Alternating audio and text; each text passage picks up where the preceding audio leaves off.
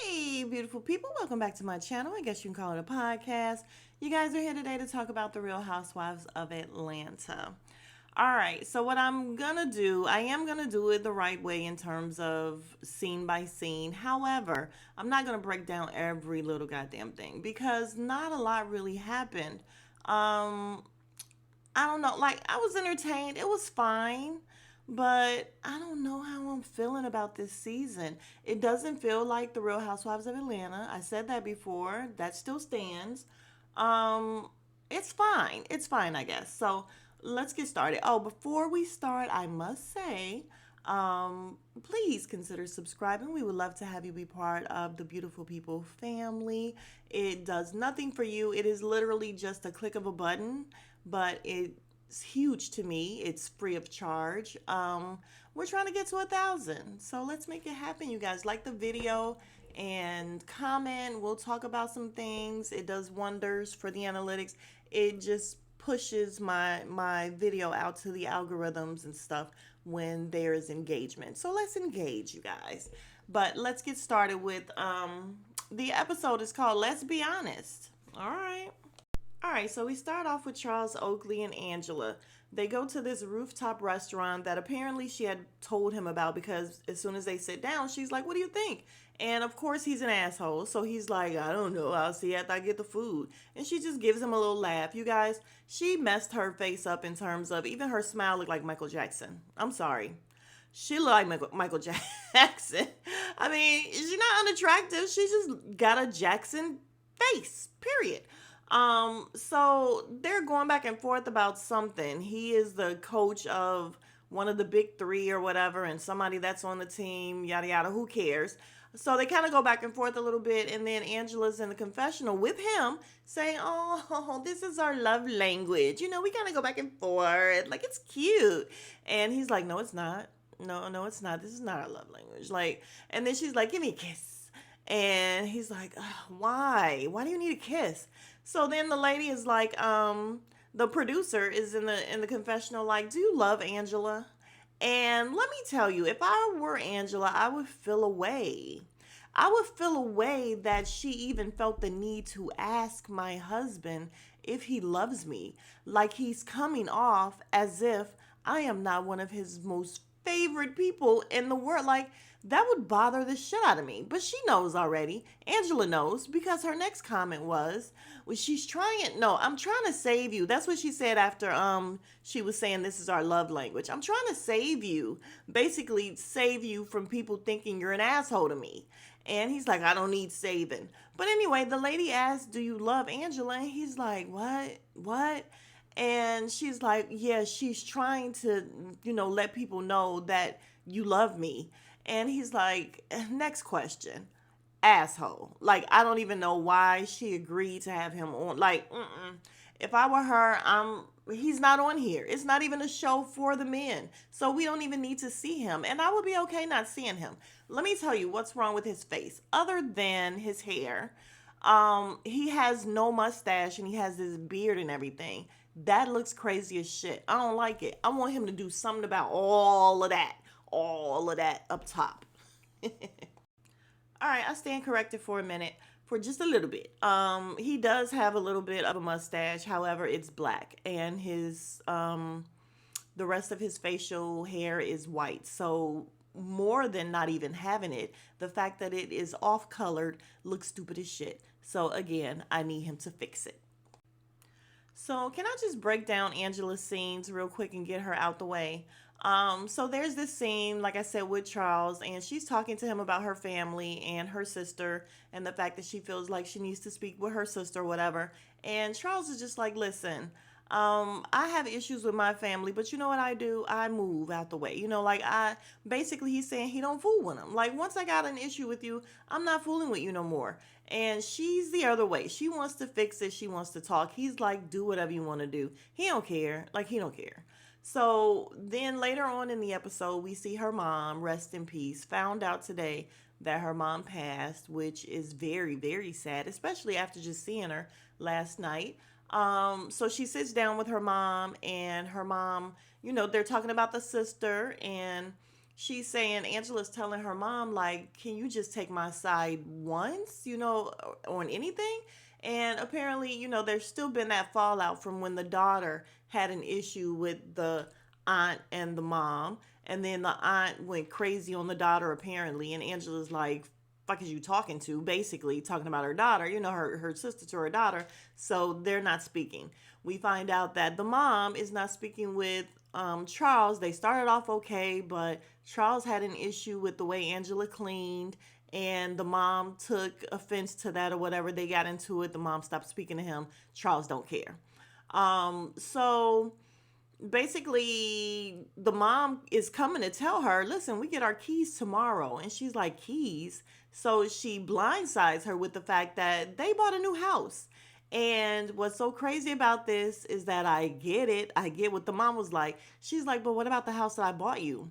And apparently she spent what, 429,000, 450,000, something like that, I don't know, on this house for the mom that the aunt was staying in, and so was her daughter.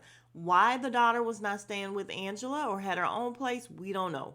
But that's where they were staying. So the mom and the sister are gonna move into this other house, and the mom is just like, listen, we need to be independent. We appreciate you and everything that you do. And I said, this last go round with this daughter throwing up in their face that my mom bought this car, my mom bought this house. They're staying in a house that you bought them, telling me that I can't do this. They're asking me for money to buy the car, to borrow the car that you bought them. So basically, Angela may not even do it. The daughter constantly holding it over their head.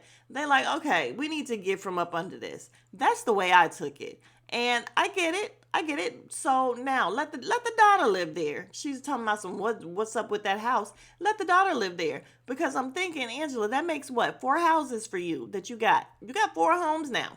You're already $3 million in debt. Now you got 4 homes, and what are you gonna do? You gotta get to selling, sis. And that's what she does, right? Right? But anyway, so we move from her.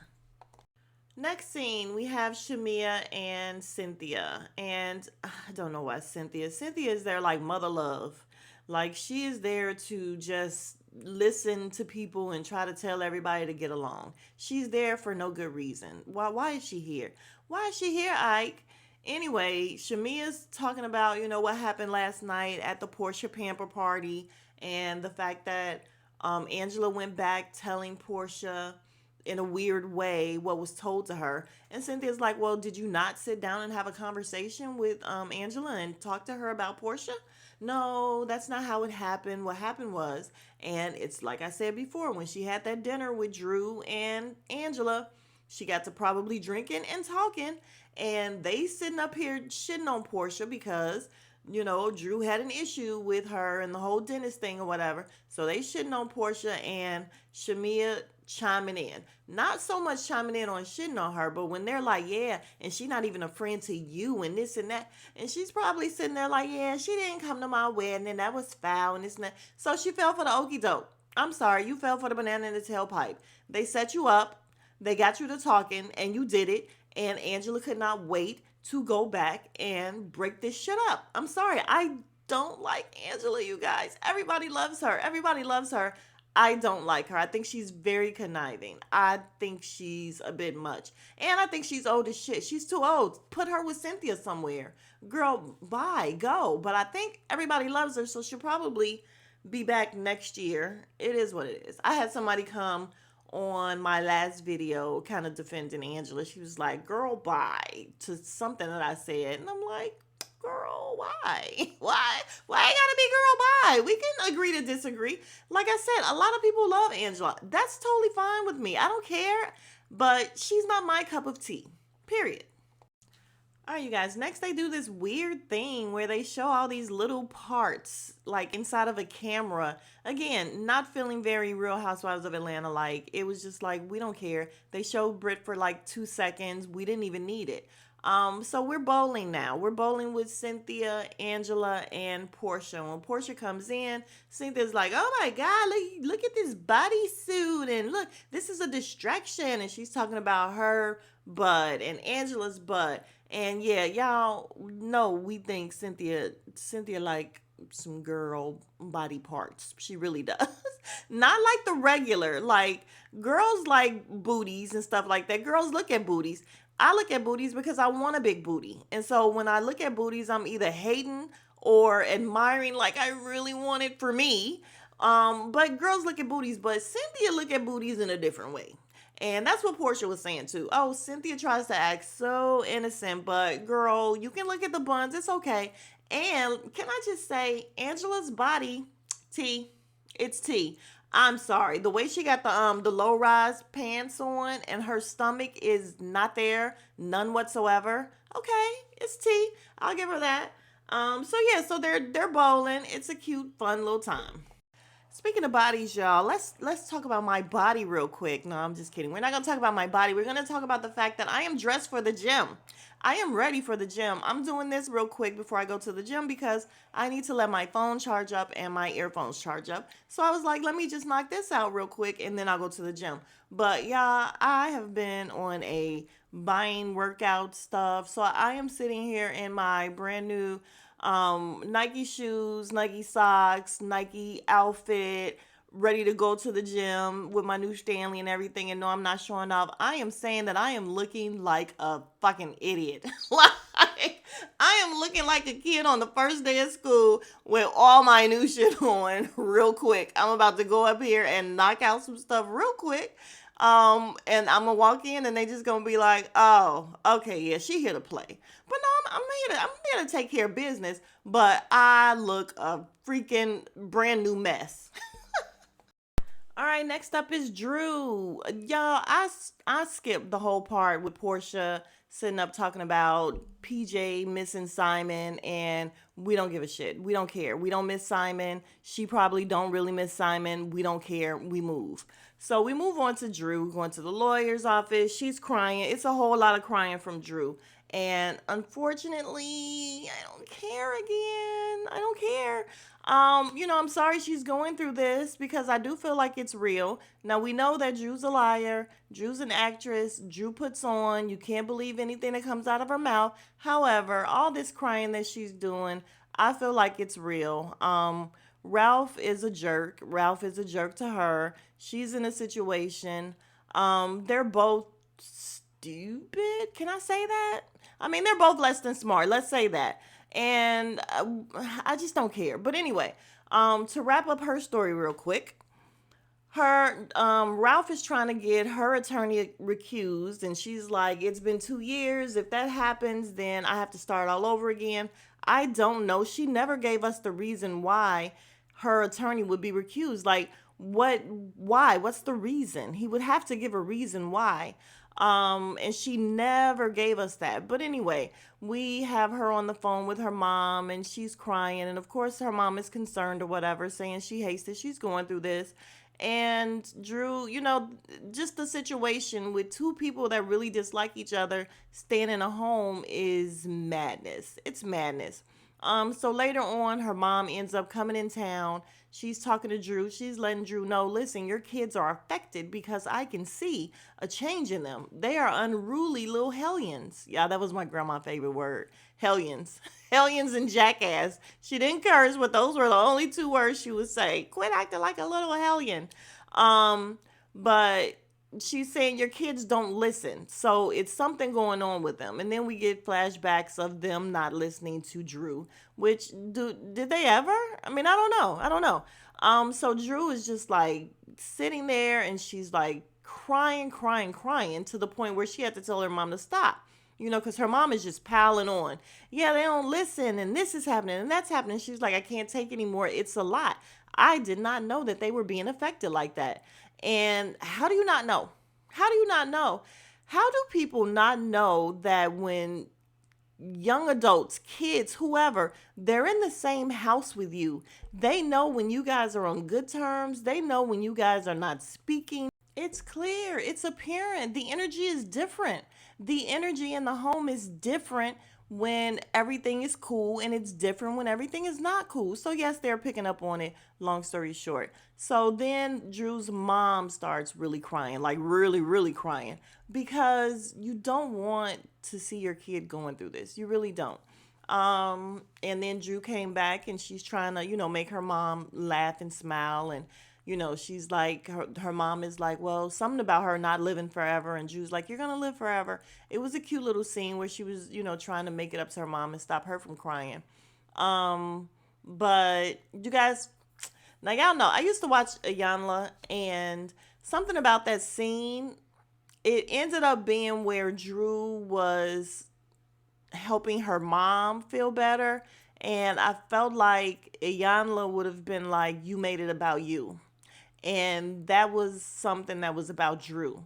So I'm very cognizant of that stuff when I deal with my daughter. I try very hard, even if it's affecting me. I've had so much shit affect me that she has told me she's been through and everything. And I try not to make it about me, especially initially when she's telling me things or whatever. I'm letting her feel her feels. You know what I mean? Like, I'm letting her go through what she's going through. We're going to talk about you and your experience and what you're going through. I'll feel it on my own. I'll tell my best friend or, my mom or my man, but I won't make it about me.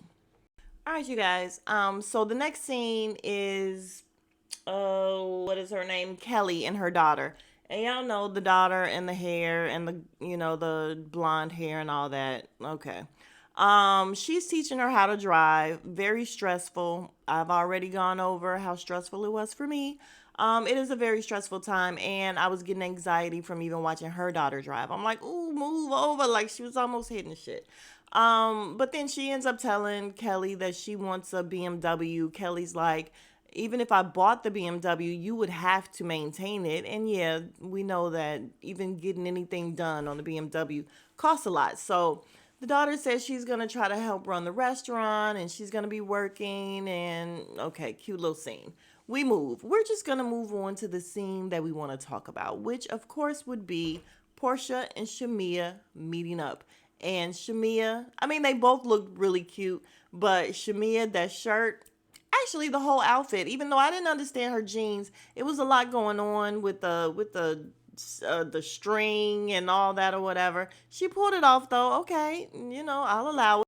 But the shirt was super cute. Love that shirt.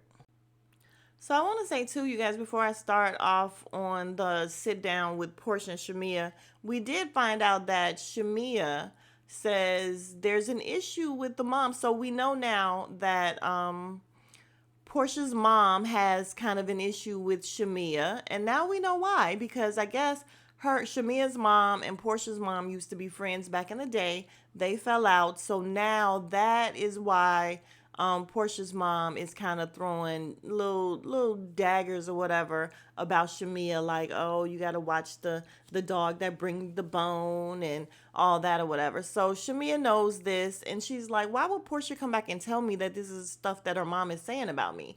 And yeah, I agree. I just feel like if you and your mom are talking and y'all, having conversations and she's not really feeling your girl, I wouldn't go back and tell my girl. Like, what am I telling her for? I'd just be like, oh, okay, mom, that's cool. Like, my family and I, we shit on people all the time. You think we go back and tell each other? We're not telling you that. No, I'm just kidding. We don't shit on people. I'm lying. We do, but we don't tell them. So I had a friend that my oldest sister, could not stand for some reason. I don't know why she couldn't stand her. But she used to clown her all the time. I never told. Like, I would never tell and hurt this girl's feelings. When my sister would talk about her, I would just be like, I don't know where you got that from, or I don't know why you saying that. I would laugh because it was funny, but I didn't agree with her, and I would let her know I didn't agree. But it's my sister, so of course I can't stop her. But I'm not going back to tell the girl. The girl still has no clue to this day, and this was like a billion years ago. So Portia, foul on her part.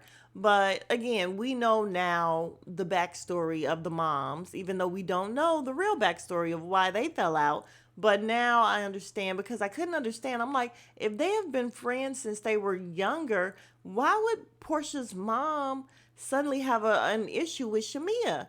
And yeah, apparently, I guess it's just not suddenly. Maybe we're just now finding out, but it's not sudden. So as soon as they sit down, it's awkward, it's odd. You can tell the energy is off. And Portia even says it. She's like, yeah, it's just weird what's going on here. And she's asking Shamea, what's up, And then we find out that this is all stuff that's not new to Portia. Shamea's coming off like it's new. And she's not had this conversation. And that's what apparently the girls are figuring. Oh, she's too scared to talk to Portia, and so Portia doesn't know that she feels this way. Well, no. Portia's saying that's not true. And you guys know I watch Rocks.